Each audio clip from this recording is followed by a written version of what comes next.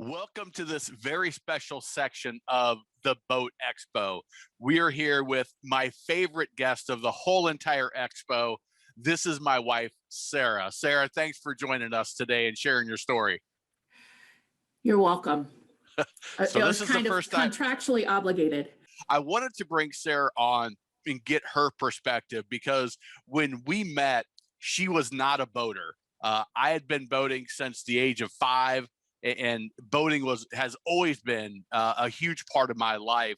And I thought it would be interesting to get her perspective of getting involved in the boating lifestyle later in life, not having that childhood experience, and also then bringing children in, and where I had certain comfort levels and knowledge and expectations, some of it was brand new to her. So tell a little bit about your experience boating prior to meeting me, and leave out anything if there was other dudes you were hanging out with on the boat, please.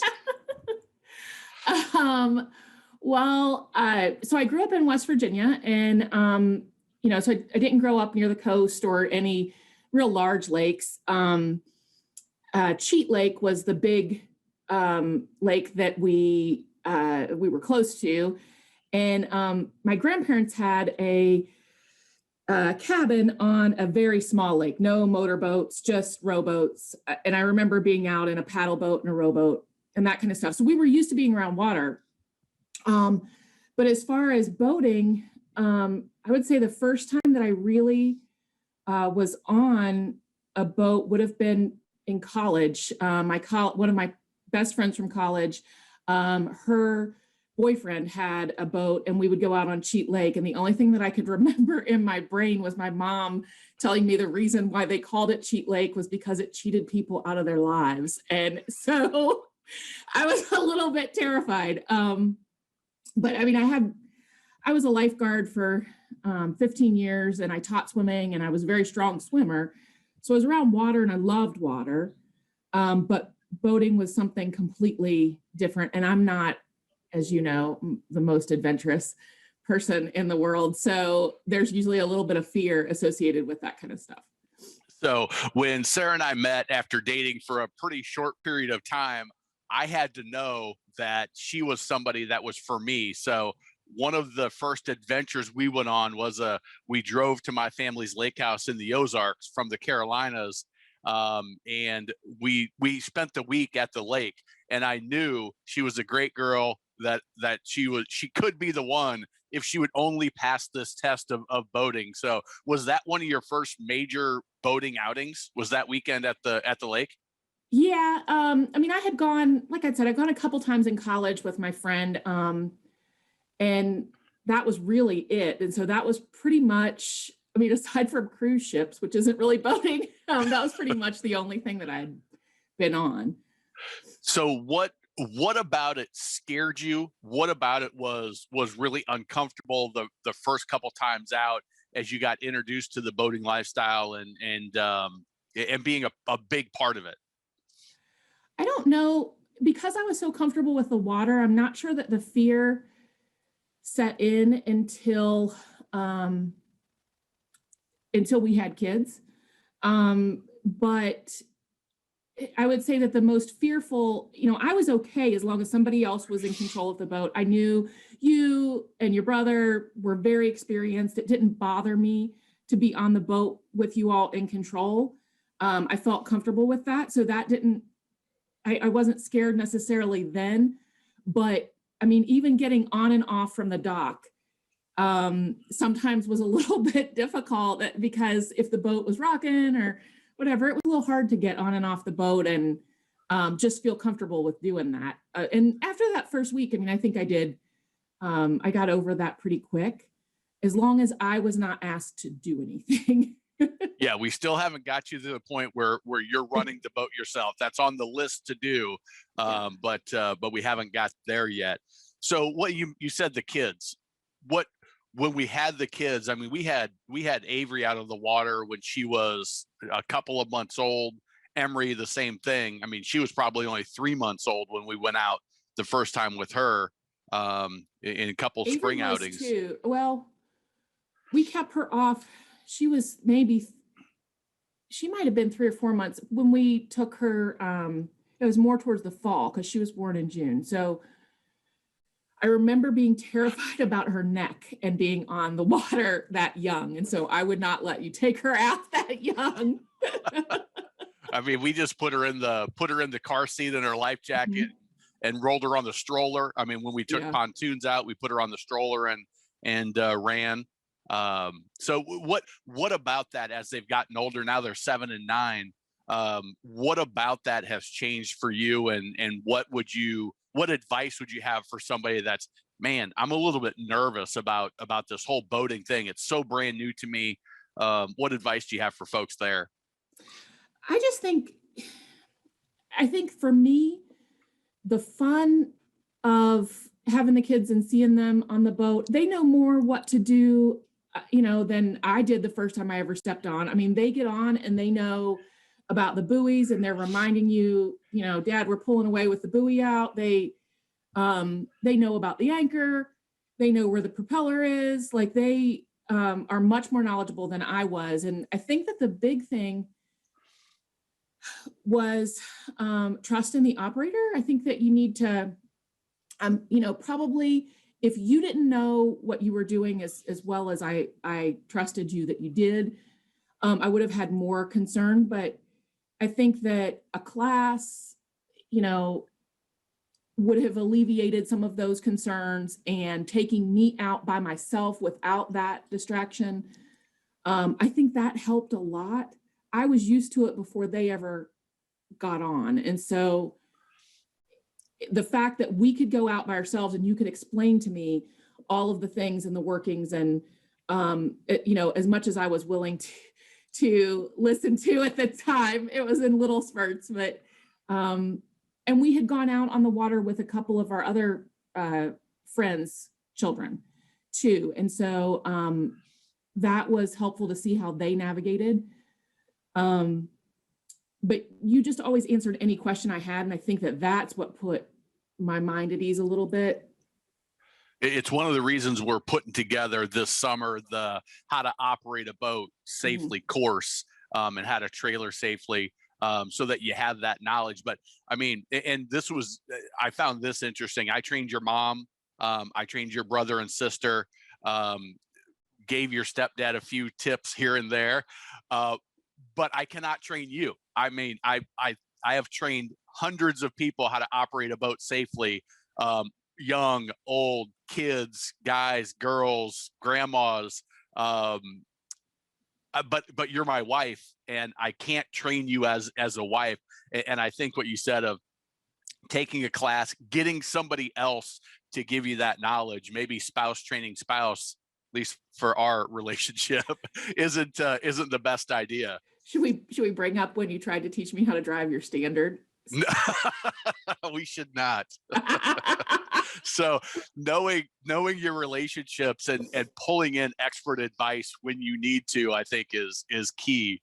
What about the rules that we have for the girls that you really like, that helped you get comfortable when we're on the boat?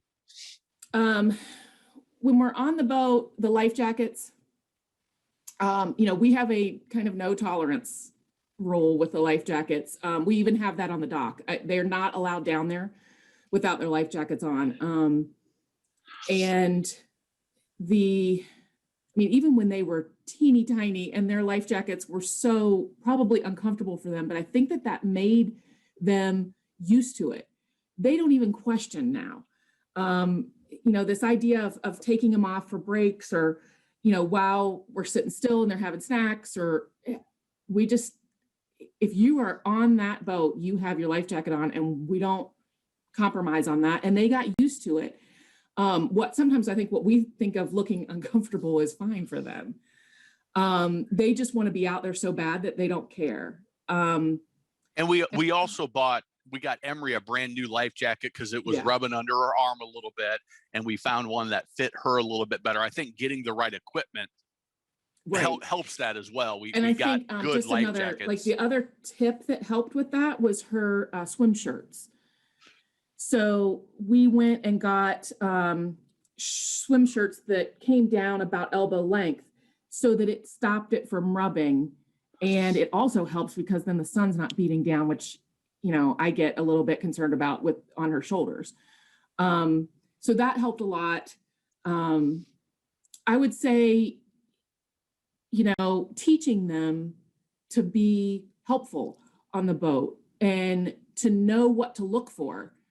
They know when we're docking that those hands do not come out of that boat. And they know that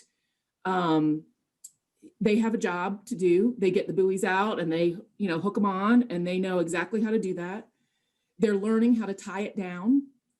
And so involving them in those kinds of things, it helps them to kind of stay on track with the rules. Like they know that, they aren't allowed to stand up in the boat when it's moving, and they will correct their friends. We've taken friends out and they'll correct their friends, exactly what to do. They corrected your mom. They corrected Grammy a couple of times when we've been out with them. Yeah. And so we are probably more strict parents on the boat than we are at home. But I think it's been wonderful. I mean, there's just kind of a no tolerance policy on the boat, and I think you have to have that. And like I said, they know it's their job to keep others safe too. So they know that, hey, Grammy, you can't be standing up. And they are not afraid to say it. And so I think that helps involve them in the process and makes the rules kind of like, hey, listen, everybody is following this, and you need to too. So far, it doesn't sound like boating with us is very fun. So talk about how does doing it that way lead to more fun for everybody on the water, do you think? I think it just ensures the safety. I know a lot of times when we go out with our friends, they aren't boaters, a lot of them, and they are thankful that we're being safe. Like, it kind of just reassures them so that they're able to have fun. And the kids, they don't think of it as being kind of, I mean, it's not like they have to, like at home when they have to clean their room or we enforce other rules here. Like on the boat, they are so excited to get out there and do whatever it is we're doing. And I mean, it amazes me that the girls are so happy to just go and anchor out and sit in the water, and they play on the Mabel. I mean, we don't have to be Mabeling all day for them. Like, they find it just as fun to jump off the boat 50,000 times and, swim around and play on the floats and that kind of stuff. And so it's not as, I don't know. I mean, I think that the reason why they have fun is because they know that nothing's going to happen. I mean, they're very safe with that. Like they are very secure. And I also think there's something about, they know the rules, and we don't bend on certain rules. I mean, we're pretty forgiving on some things, but the main life jacket, sitting down, hands inside the boat when you're coming to the dock, these are your responsibilities, that we don't have to be yelling at them all the time about little things that, oh, don't do this, don't do that. It's once you know the main rules of this is how you handle yourself on the boat, everything else can just be fun. It doesn't have to be nagging at the kids all the time or worrying about the kids all the time. Yeah. I mean, I don't even know. I think on the boat, we don't even yell at them near as much as we do at home. Like they know what they're supposed to do, and they know that there is no question, and they know we will come back in and they will not get to hang out on the boat that day. And it doesn't matter who's with us. Like we're pretty firm in that. And so I think that's a good thing to start from the beginning, because we don't even really have to tell them a whole lot of times. I mean, it's more about, not grinding the crackers into the carpet than it is asking them to do something that would, I mean, that's pretty much it. So we've been fortunate because of my roles in the industry that we've been able to run cruisers, pontoons, big bow riders, little bow riders. I mean, we've been out about everything, run up and down the intercoastal waterway, mostly freshwater boating, with my family and now your family that's gotten into boating as well. What did you like and dislike about different types of boating styles or different types of boats as a non-boater? When we used to go out when it was just us, well, even when Avery was really little, when, she was in the car seat most of the time, or she would fall asleep. Because one of my favorite times is to go out and we've been boating most of the afternoon. And then about, 9 o'clock, she would fall asleep and we would just cruise at night. And that's one of my favorite things. And so, I would say that when it was just us, the cruiser was kind of cool, because we would have dinner on the boat. And so we would stop at the grocery store and pick up some meals we could warm up on the boat, and we would have dinner and wine and hang out on the boat. And so that was fun. Although we've never really stayed overnight on a cruiser, and I don't know that that's really us a whole lot. But yeah, with your motion sickness. Yeah. That cabin sometimes tends me a little bit wonky, but I would say with the kids, the pontoon is by far the best. It's like a giant playpen.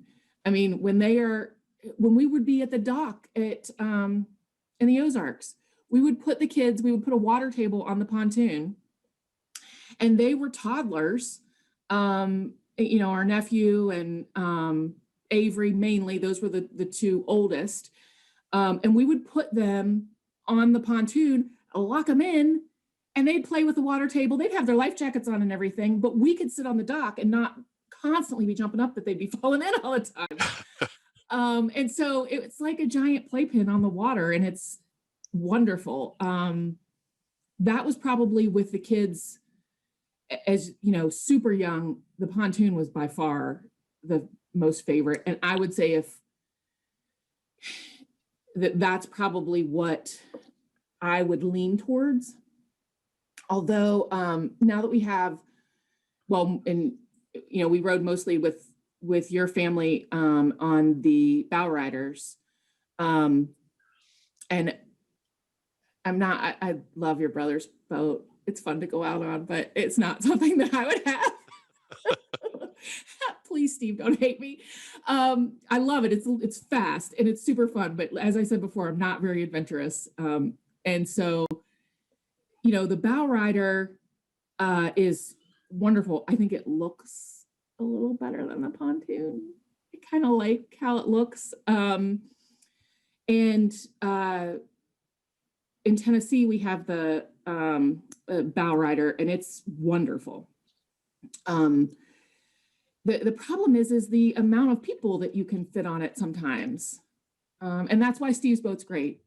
Because he has the large Envision, and it's great for packing lots of people on. But that's one of the things that the pontoon just stands out. If you've got friends coming over, you can pack a lot of people on there. And that's the one that's, for me, the Tri-Toon with the 150 is a great platform. But I mean, you talk through a lot of, it's when you're deciding on, as people are listening to this, making that decision of what's right. Maybe I'm not a boater and I don't have that experience. Is think about what you would like to do. Think about the environment that you're on, and go out and maybe rent a boat for an afternoon. Mm-hmm. Maybe join a boat club if that makes sense for a full year and experience all the different styles. Go out with friends, just walk the docks and look at them and talk to people. But getting that, what do we want to do? Like, hey, you're not a speed demon, but Steve and Haley, that Envision is perfect for. They love, hauling ass and whaling up in the bow and Gatlin. He can't get enough of that. Well, and if Emery had her way, that's what we'd have too. Yes, she can't go fast enough. But you put you and me and Avery, and hey, if we're going 20 miles an hour on a pontoon, listen to George Strait, it doesn't get any better for us. So there's not a right or wrong. It's a, what do you like? What do you not like? And where are you going to boat? And then figure out your budget in there as well. But yeah, I wanted to get your opinion, because you've had, as somebody that hasn't been around boats a bunch, all of a sudden, you got to be on. I mean, we had a pick of boats there for 5 years, Yeah. and Well, we went on we would go every Friday. Yeah. I would meet you about 3:00 on Friday, and I'd bring the kids up, and we would go out on Friday about 3:00, and then, and that was for years. We did that. Yeah. So what advice, this is really what I wanted you to answer. This is the big question, is what advice would you have for somebody that the husband wants the boat, was a boater, and the wife isn't so sure, she didn't grow up as a boater, or the wife grew up as a boater and is comfortable with it, and the husband doesn't have that experience? What advice would you have as they're looking to get into the boating lifestyle and buying their first boat, coming with that dynamic in the relationship? It's funny because this is the same advice I gave my stepfather to get my mom into this. Who neither one of them had. I mean, your mom certainly didn't. Cheat Lake is going to my cheat mom your doesn't life. even like water. Yeah, your Ernie, I don't know. They didn't have boats as kids. No, but they'd gone out on them in Morgantown, I think, a little bit. Okay. And then and then his friend, who was the kind of probably the most, he would go down there and hang out with him. Okay. But my stepfather is a speed demon. He is, I mean, he would skydive. It doesn't matter. His adventure is his middle name, and it always has been. And it scares the bejesus out of my mother. I mean, he rides a four-wheeler with her the first time out, and he's like taking bumps like there's nobody's business. I'm like, buddy, you're not going to get her to love this. Like, she doesn't care about that. She's terrified. And so what I told him, I said, listen, I said, take her out, slow, calm, go out one night, 3:00 in the afternoon is a perfect time to go because it's starting to cool down a little bit. It's, make sure it's a nice day. You don't have to worry about rainstorms, which she gets nervous about. Take her out and do just slow. Go out, hang out on the water, talk about it while you're on the boat. Bring some dinner, just really chill and try and cater that ride to their concerns. I mean, my mom's concern was that he was going to just haul ass out of there. And, if he had done that, she would not have gotten on that boat again. Like, and so kind of cater to those concerns. And I think that that's the best thing. This is something you have to show someone. It's not, you can't explain away those fears. You couldn't explain them away in me. I mean, there was, even with the kids, I had to go and see for myself. Right. Yeah, I like that. And again, it goes back to, you don't have to own the boat to do this. You can go out with friends. You can rent a boat. I mean, hey, there are boat setter who we had on the Expo. You can go and hire a licensed captain to take you out on a boat and let them, like, okay, I'm not experienced. You're not experienced. Let's hire somebody to take us out. It may cost a couple $100 to do it, but we've learned something. We've experienced it. We experienced it in the best, safest, easiest possible way. And we didn't have that bad experience of, oh crap, we're coming into the dock and nobody knows what's going on, and somebody gets hurt the first time out or whatever. And now you just ruined it. What could have been, now 10 years late. Well, how long have we been together? 10, 15 years later, I would consider you almost a boater. I mean, you're super comfortable other than not running it yourself. And I think I could, in a situation, I could run us down the lake. I've done that. Well, yeah. But circling around to get the kids, that makes me nervous coming up beside them. I mean, I just, I don't know. I didn't even know you worried about that. I know. I could probably do it, but it just makes me nervous. And, but I think that the big thing is to somewhat cater to those fears a little bit in the respect of, if they're, say, hey, I'll take a class with you. You're not big on tons of education about that kind of stuff, but I am, and like, give that person the time to research a little bit about what it is they're getting into. And so, I just think that will help to alleviate some of the concerns. Yeah, I think if your goal really is to get a boat and have it be a big part of your family, is everything else that you want is out the window. And the only goal initially is to get them over whatever their fears are, whatever their hurdles are. And one thing we haven't talked about is budget, but that could be another fear. And it's the same type of thing. Is you just have to say that's the hurdle to get to where I want to be, which is owning a boat. Let's have a conversation about it. Make sure it does fit into the budget, because maybe just renting a boat every now and again makes more sense. Maybe owning makes sense. Maybe joining the boat club makes sense. But address whatever that fear is to get you to where your goal is. And if that means I'm a speed demon, but I got to putz around for a little while to get them comfortable. If I'm a putzer and they're a speed demon, maybe we hire a captain to give us that experience, or hire a captain to go offshore. Getting those experiences that's going to be helpful to the other person, I think can get you there a lot easier with a lot less headaches. And again, if getting the boat is the goal, you got to focus on what's on their side. Yeah. Answer the person's questions too. I ask just a ton of questions. I've heard. But we've been talking about, maybe going to the Bahamas on the boat, or doing something like that offshore. And, that's something I've not really had a whole lot of experience with. And if I look at myself, how I kind of approach that, we've been talking about this for a couple years, and I ask questions at random times. Like, I'll see something and I'll be like, well, how does that work? And how do you know not to get into this? And how does that? And so it may take a little while, but just being willing to answer those questions, and not automatically that's, oh, you're stupid for thinking that, or, and sometimes, I'll admit, sometimes I ask stupid stuff. You said it. So what advice would you have for, so we've talked a lot about somebody that's in my situation with the experience trying to help you. What advice would you have for the spouse that doesn't have the boating experience? What would they be missing out on if they didn't give it a chance?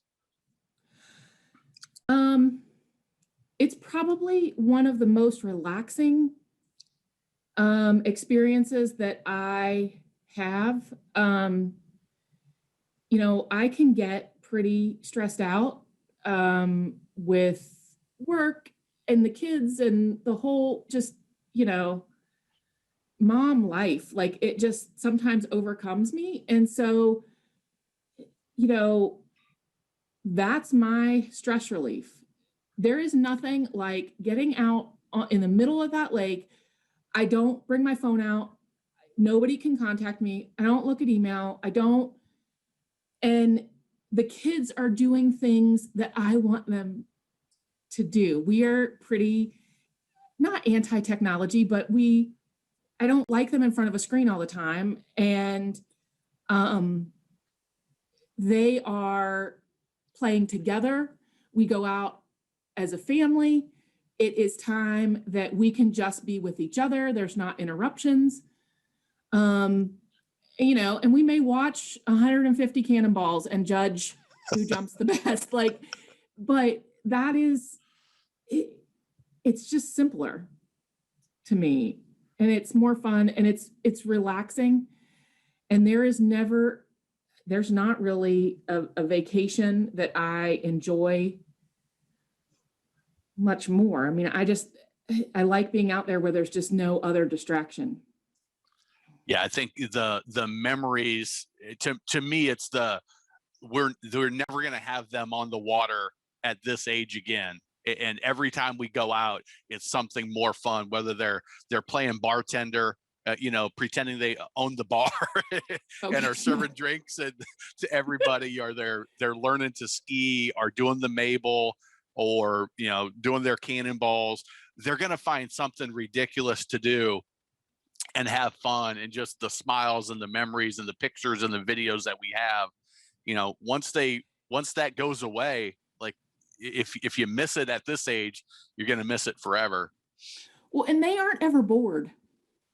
I mean, I remember thinking that when they got older, when they got to this age, that hanging out, like we would be done just anchoring out and listening to music and having a couple beers in the water and just kind of whatever.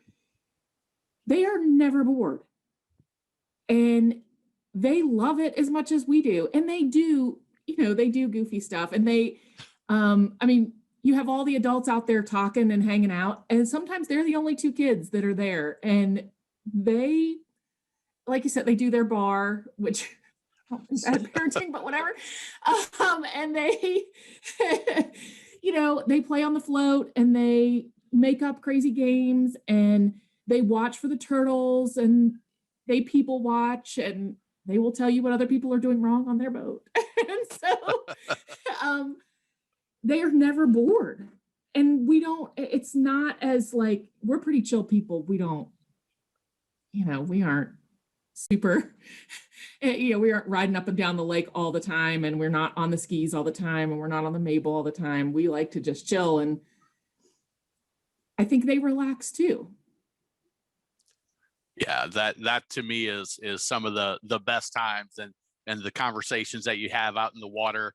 And I mean, they get to spend time with your with their grandparents, with aunts and uncles, with their cousins, when we're at the Ozarks. And it's just, I don't know, to me, the relationships and the experiences on the water are just, it's tough to beat, but it's also tough to describe too, unless you're doing it. Yeah. I mean, my favorite is watching them with their cousins. That is probably one of my favorite things, to just sit back and watch them. And I mean, they're all so darn goofy, and they are always doing something crazy. And, I had that cousin bond. I mean, I had, we weren't on the water, but I grew up with cousins and playing with them. And those were my best friends, and you did too. And because we live away from everybody, one of my biggest fears is that they won't have that family connection. And that is probably, like, to me, that's where boating kind of brings us together. We get to go to the Ozarks, and they get concentrated quality time with all these people without distraction, without TV, without iPads. And it's almost like they get to pack in all that in such small periods of time, because we don't live next door to them. And that was one of my biggest fears when we moved down here, is that they weren't going to have those connections. And I mean, we've talked about that a lot, and that's one of the things that I desperately want for them. And so I think that's kind of that kind of intangible of the boating situation that we get to experience. That's my favorite part. What other advice, we'll wrap up here. What other advice, if any, do you have for people that are non-boaters thinking about getting into it for the first time? Any thoughts that come to your head? I mean, you gotta try it. I think that, if you don't, there's several different kind of fears associated with that kind of stuff. If you have a fear of the water, both your mom and my mom are not big water people. I mean, your mom doesn't know how to swim. Yeah. And she's been boating since I was 5. So. Right. I mean, and so they are not big water people. Oh my gosh. If you get water in my mom's ears, forget it. Like, we're done for the day. So I think that you just have to try it. And there's ways to overcome all of those fears. And you have to do it in your own time.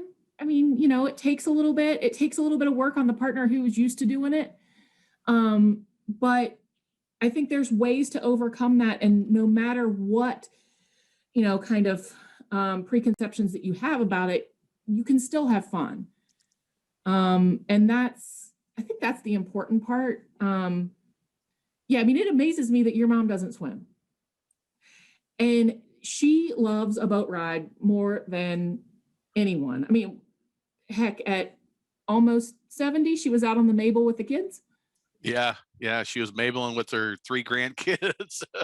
And she does not swim. Yeah, as long as she's got her life jacket on, that's and she her has, life she jacket. has this little water belt that she feels very comfortable. I mean, and she's in the water all the time. And I'm sure that took a lot for her to overcome that fear. But she trusts the people around her, and she is, she's cool about it. And the same thing with my mom. I mean, I never thought my mom would get in the water. She doesn't like her hair wet. She doesn't like water in her ear or nose or any of that. And, she loves kind of hanging out and just relax. And I think she still gets nervous every now and then, but I think that the fear of missing out on hanging out with everybody and the fun that we would have kind of helps her to get over that too. And so you've got to show them the fun. Yeah. All right. Well, this has been great. Thank you for being the guest. I'll see you in the hallway here in a second. Well, thanks for having me on.